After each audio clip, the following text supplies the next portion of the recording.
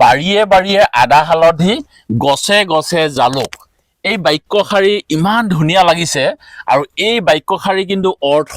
যোনে তোনে বুজি নাপাব আমাৰ থলুৱা যিসকল কৃষক বা যিসকলে গাঁও সমাজত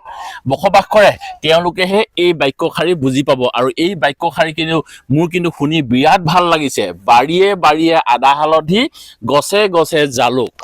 ইয়াৰ অৰ্থটো চাগে আপোনালোকে বুজি পাইছে আৰু মোৰ পিছফালে আপোনালোকে এখন বেনাৰ দেখিছে আৰু এই বেনাৰখনত লিখা আছে Tinsukia spice cultivation and marketing society উদ্যোগত যে এই বৃহৎ এটা কৃষি মেলা এই ইয়াত হ'বলৈ গৈ আছে অহা 18 আৰু 19 ডিচেম্বৰ হয় অহা 18 আৰু 19 ডিচেম্বৰ যিসকল কৃষক বন্ধু বান্ধৱী আমাৰ মাজত আছে বা আমাৰ গাঁও সমাজত আছে সকলোৱে ইয়ালৈ আহিব পাৰিব আহি পেলাই আপোনালোকে আমাৰ এই বাৰেকুৰি অঞ্চলৰ জয়খোৱা গাঁৱত আপোনালোকে 18 আৰু 19 তাৰিখে আপোনালোকে আহি পেলাই ইয়াত আপোনালোকে ভাগ ল'ব পাৰিব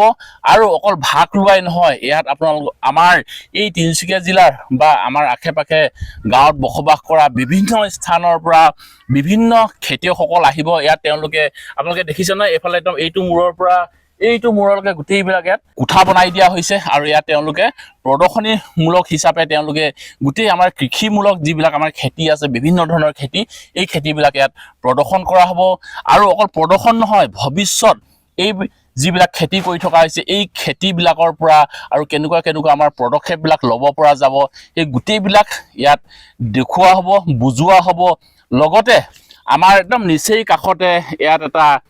মছলাৰ এটা ফেক্টৰী ইয়াত তৈয়াৰ কৰি থকা হৈছে সেইখিনিও আপোনালোকে স্ক্ৰীনত দেখিব পাইছে খুব কম দিনৰ ভিতৰতে ইয়াত এটা বিৰাট ডাঙৰ মছলা ফেক্টৰী হ'বলৈ গৈ আছে য'ত নেকি আমি আপোনালোকক আগতে কৈছোঁ যে বাৰীয়ে বাৰীয়ে আদা হালধি গছে গছে জালুক অৰ্থাৎ জালুক আদা হালধি বা অন্যান্য বিভিন্ন ধৰণৰ যিবিলাক খেতি আমাৰ থলুৱা অসমীয়া ব্যক্তিবিলাকে কৰে যে এতিয়া আৰু আপোনালোকে য'তে ত'তে ঘূৰি ফুৰি বজাৰ বিচাৰিব নালাগে বজাৰ এতিয়া আমাৰ মাজতে আহি উপস্থিত হ'ব মাত্ৰ কিছুদিন আপোনালোকে অপেক্ষা কৰক আৰু যি ইয়াত যে এতিয়া কৃষি মেলা হ'বলৈ গৈ আছে 18 আৰু 19 ডিচেম্বৰ ইয়াৰ আমাৰ যিসকল ব্যক্তিয়ে ইয়াত দায়িত্ব লৈছে তেওঁলোকৰ লগত আমি চিনাকি হওঁ আৰু তেওঁলোকৰ পৰা সবিশেষ আজি আমি অকণমান জানিবৰ কাৰণে চেষ্টা কৰোঁ আমি কৃষি মেলাখন ইতিমধ্যে যোজা কৰিছোঁ প্ৰচাৰো যথেষ্ট কৰা হৈছে আমাৰ ইয়াৰ উদ্দেশ্য হৈছে যে আমি কৃষকসকলক সজাগ কৰা আৰু বিশেষকৈ আমাৰ এটা মছলা উদ্যোগ স্থাপন হৈ আছে আৰু সেই মছলা উদ্যোগটোত মানে আমাৰ তিনিচুকীয়া জিলাৰ সৰহখিনি মছলাই ধৰি লওক আদা হালধি জলকীয়া বা জালুক আমি এই ইণ্ডাষ্ট্ৰিটোৰ যোগেদি আমি প্ৰচেছিং কৰিব পাৰিম আৰু এখন বজাৰ আমি পোৱাৰ চেষ্টা কৰিম আৰু ইতিমধ্যে আমাৰ লগত বহুত কোম্পানীয়ে ইয়াৰ আগতেই প্ৰচাৰ হৈছে যিহেতু তাৰ কাৰণে যোগাযোগো কৰিছে যে আমাৰ লগত আপোনালোকৰ প্ৰডাক্ট আমি কিনিম কিন্তু তাৰ কাৰণে আমাৰ ইণ্ডাষ্ট্ৰিটো হ'বৰ কাৰণে আমাক ৰ' মেটেৰিয়েলছ লাগিব ছাফিচিয়েণ্ট আৰু মেইন উদ্দেশ্য ৰ' মেটেৰিয়েলছ যদি আমি ছাফিচিয়েণ্ট পাবলৈ হয় তেতিয়াহ'লে কৃষকসকলক আমি এই বিষয়ে অৱগত কৰাব লাগিব আৰু সেই সূত্ৰেই আমি এই মেলাখন আয়োজন কৰিছোঁ আৰু ইয়াৰ লগতে সংগতি ৰাখি আৰু বিভিন্ন ধৰণৰ কৃষি সামগ্ৰী বা অন্যান্য কৃষিও যাতে আমি উদগনি দিব পাৰোঁ বা ৰাইজে যে ইয়াৰ ওপৰত কিবা এটা মানে সুব্যৱস্থা কালি হ'বলৈ গৈ আছে এই বিষয়ে অৱগত হ'ব গতিকে সেইকাৰণে আমি এইটো পাতিছোঁ আৰু ৰাইজক ইয়াৰ বিষয়ে বিশেষ অৱগত কৰা বুলি ভাবিছোঁ আৰু ইয়াৰ দায়িত্বত আমাৰ এতিয়া সভাপতিও আছে আমাৰ অনিল চুতীয়া তেখেতেও দুআষাৰ ক'ব আমাৰ ইয়াত তেখেত আছে আমাৰ গিৰিশ চুতীয়া তেখেত হৈছে আমাৰ স্পাইচ ইণ্ডাষ্ট্ৰি যিটো হ'ব ইয়াত মানে মাটি তেখেতৰ হয় তেখেতে আমাক ছ'চাইটিক মানে 20 ইয়াৰ্ছৰ কাৰণে লিজত দিছে আৰু এই মেলাখনৰ আমাৰ কমলেশ্বৰ চুতীয়া আছে তেখেত হৈছে আলোচনী সম্পাদক আৰু আমি মাত্ৰ নাম মাত্ৰহে সম্পাদক সভাপতি কিন্তু আমি এই জুবিনে কোৱা নিচিনা আমি সমান কোনো এজন মানে মাত্ৰ বিষয়ববীয়া বা বহুত কিবা এটা ডাঙৰ মানুহ নহয় আমিও এজন খেতিয়ক আমি খেতিয়কৰ স্বাৰ্থত খেতিয়কৰ কাম কৰিব বিচাৰিছোঁ জাষ্ট এটা পৰিচালনা কৰিব লাগে কাৰণে এটা ক্ৰাইটেৰিয়াৰ ভিতৰত থাকিব লাগে কাৰণে যাৰ কাৰণে একোজন দায়িত্ব আমি আগবাঢ়ি আহিছোঁ সেইটোৱে আমাৰ উদ্দেশ্য বাৰু হয় ইয়াতে এটা কথা মই আপোনালোকক ক'ব লাগিব যিহেতু আমি প্ৰায় কৈ থাকোঁ যে পথাৰ আমাৰ বজাৰ আমাৰ আমি অকল শ্লোগানটো দিলেও নহ'ব আমি হাতে কামে লাগিব আৰু এই হাতে কামে লাগিবৰ কাৰণে আমাৰ যিসকল কৃষক তেওঁলোকে পথাৰখন কয় আমাৰ বুলি কিন্তু বজাৰখন ল'বৰ কাৰণে সক্ষম নহয় এতিয়া বজাৰখন এতিয়া আমাৰ গাঁৱৰ মাজলৈ আহি গৈছে এইধৰণে যিবিলাক এতিয়া ধৰক ফেক্টৰী হওক বা এই ধৰণে উদ্যোগীবিলাক এতিয়া আমাৰ গাঁৱৰ মাজত আহিছে এতিয়া আমাৰ গাঁৱৰ মাজত এতিয়া এই ধৰণে এতিয়া মছলাৰ এটা ফেক্টৰী হ'বলৈ গৈ আছে য'ত নেকি আপুনি এতিয়া হালধি হওক বা বিভিন্ন ধৰণৰ আমাৰ খেতি বাতি বিলাকৰ কাৰণে এতিয়া আপোনালোকে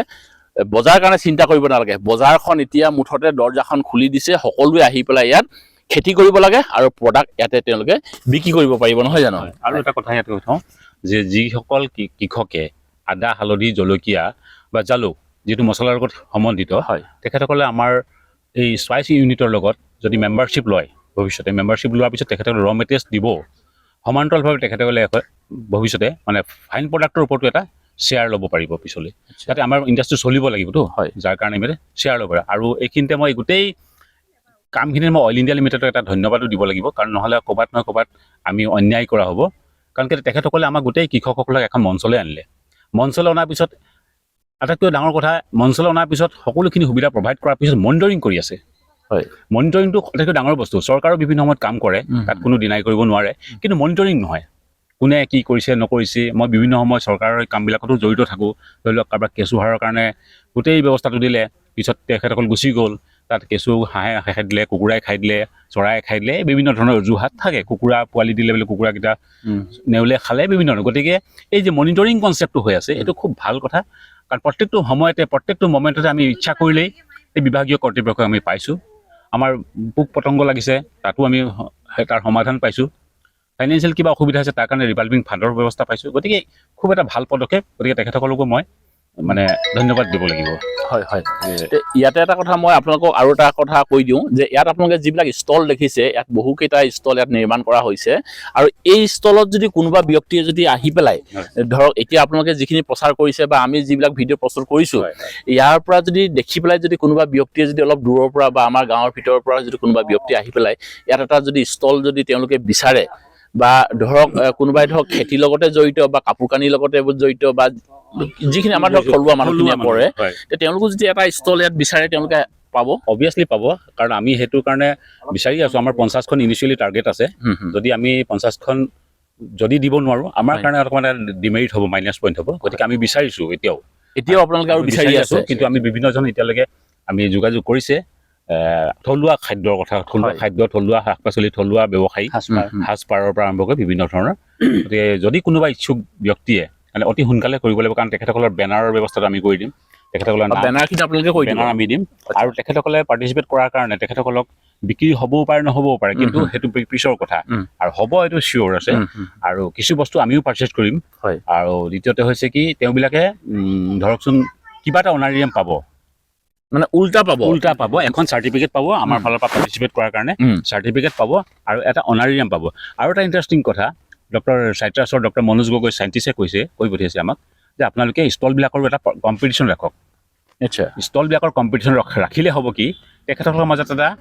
ভাল এটা মেছেজ যাব যদি ভাল ষ্টল তেওঁবিলাকে কেনেকৈ স্বচ্ছতাৰ ওপৰত ৰাখিছে প্ৰেজেণ্টেশ্যন কেনেকৈ কৰিছে মাৰ্কেটিং কেনেকৈ কৰিছে বা তেখেতসকলৰ জাজ থাকিব সেই জাজসকলে যেতিয়া আমাক ক'ব যে এই 3জন উইনাৰ হৈছে তেখেতসকলক আমি এটা প্ৰাইজ দিম আৰু থাৰ্ড প্ৰাইজটো তেখেতে নিজে কৈছে মই দিম গতিকে তেখেতকো আমি ধন্যবাদ দিছোঁ এই যদি এই সুযোগতে দ্বিতীয় পুৰস্কাৰটো মই দিম আপোনালোকে প্ৰথম আৰু দ্বিতীয় কাৰণে আপোনালোকে চিন্তা কৰক ইয়াতে এটা কথা সুধি লওঁ যে যিবিলাক ধৰক এতিয়া ষ্টল নিৰ্মাণ কৰা হৈছে বাকীবিলাক ষ্টলত ধৰক তেওঁলোকে আহিলে ধৰক মানে 2000 3000 5000 টকালৈকে ভাড়া দিব লাগে ইয়াততো আপোনালোকে সেইবিলাক ভাড়া একো দিব নালাগে ইয়াতে আপোনালোকে ভাবিছে খুব এটা ভাল পদক্ষেপ তেওঁলোকে লৈছে আপোনালোকে যদি বিভিন্ন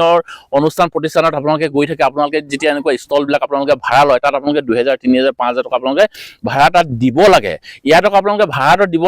নালাগেই ইয়াত কম্পিটিশ্যন হ'ব প্লাছ উল্টা তেওঁলোকেহে আপোনালোকক কিবা এটা দিব আপোনালোকে যি প্ৰডাক্ট তাৰ পৰা লৈ আহে সেইখিনিতো ধৰক আপোনালোকে বিক্ৰী কৰিবই ইয়াতে বিক্ৰী হ'বই তাৰ উপৰিও আপোনালোকে এই ফালৰ পৰা এওঁলোকৰ ফালৰ পৰা কিবা এটা আপোনালোকে পাবহে দিয়াটো দূৰৰ কথা উল্টা আপুনি পাবহে তে কিমান এটা ভাল পদক্ষেপ তেওঁলোকে লৈছে কি ক'ব আৰু মানে কৃষক বন্ধুসকলক আহ্বান জনাম আমাৰ মেলালৈ আহক আৰু কৃষি উদ্যোগটো যাতে অলপ স্বাৱলম্বিতাৰ দিশত আগবাঢ়ি আহক অশেষ ধন্যবাদ থাকিল আৰু আপোনালোকে মুঠতে যে এই 18 আৰু 19 ডিচেম্বৰত আপোনালোকে এই বাৰেকুৰিত থকা অৰ্থাৎ তিনিচুকীয়া জিলাৰ মাকুম বাৰেকুৰি গাঁৱৰ এই জৈগুখোৱা গাঁৱলৈ আপোনালোকে আহক আৰু মই স্ক্ৰীনত নাম্বাৰ এটা মই ইয়াত দি দিছোঁ আপোনালোকে তাত আৰু সবিশেষ জানিবৰ কাৰণে বা আপোনালোকে যদি এনেকুৱা ষ্টল যদি ল'ব বিচাৰে আপোনালোকে সেই স্ক্ৰীনত দেখি থকা নম্বৰটোত আপোনালোকে যোগাযোগ কৰক আৰু খুব অতি সোনকালে আপোনালোকে যোগাযোগ কৰি তেওঁলোকৰ লগত আপোনালোকে আৰু সবিশেষ কথা পাতিবৰ কাৰণে চেষ্টা কৰক যিহেতু আমাৰ ধৰক স্মৃতি গ্ৰন্থৰ কাৰণে তেওঁলোকে বহুতখিনি যা যোগাৰ চলাই আছে ইয়াৰ পৰা থুলমূলকৈ দুটামান জানো হয় নমস্কাৰ মোৰ নাম কমলেশ্বৰ চেতিয়া আজি আমি যিখন মেলাৰ কথা ইতিমধ্যে প্ৰচাৰ হৈ আছে বৃহৎ কৃষি মেলা হিচাপে সেই মেলাখনৰ লগতে সংগতি ৰাখি এখন স্মৃতি গ্ৰন্থ প্ৰকাশৰো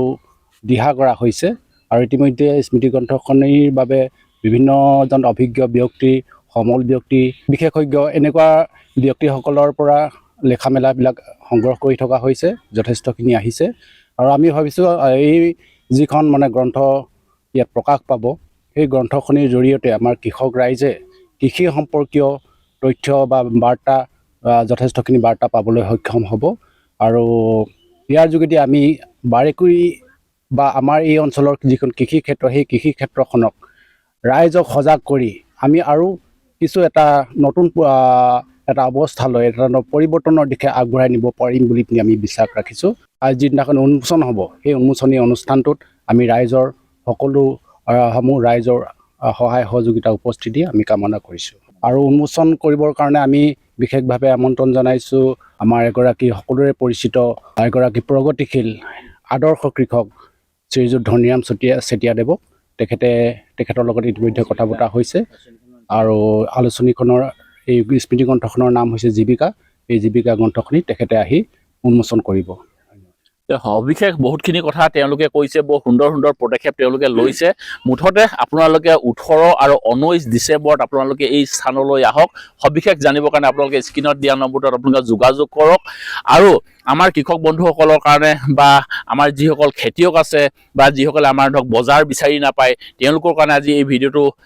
প্ৰস্তুত কৰিলোঁ আৰু যিসকলে ভিডিঅ'টো চাইছে আজি আমি আপোনালোকক অনুৰোধ কৰিম ভিডিঅ'টো যাতে শ্বেয়াৰ কৰি দিয়ে যাতে আমাৰ একদম ভিতৰত থকা গাঁৱৰ ব্যক্তিসকলো যাতে এই ভিডিঅ'টো পায় আৰু সেই 18 আৰু 19 দুদিন যাতে সকলোৱে আহি ইয়াত উপস্থিত হয় আৰু আপোনালোকৰ ভৱিষ্যত পৰিয়ালটো আৰু বেছি আগবঢ়াই নিবলৈ বা আমাৰ অসমীয়া সমাজখন আৰু বেছি আগবঢ়াই নিবৰ কাৰণে বহুখিনি প্ৰচেষ্টা তেওঁলোকে লৈছে সকলোবিলাক আপোনালোকক এই যিখন কৃষি মেলা হ'ব এই কৃষি মেলাখনতে বহুতখিনি কথা আপোনালোকক বুজাই দিয়া হ'ব আপোনালোকক দেখাই দিয়া হ'ব এই ভিডিঅ'টো আৰু আজি বৰ বেছি দীঘল কৰি নাথাকোঁ ভিডিঅ'টো আজি ইয়াতে সামৰণি মাৰিছোঁ অন্য এটা ভিডিঅ'ত অতি সোনকালে লগ পোৱাৰ প্ৰতিশ্ৰুতিৰে আজি এই ভিডিঅ'টো পাই বিদায় ল'লোঁ ধন্যবাদ থাকিল জয় আই অসম।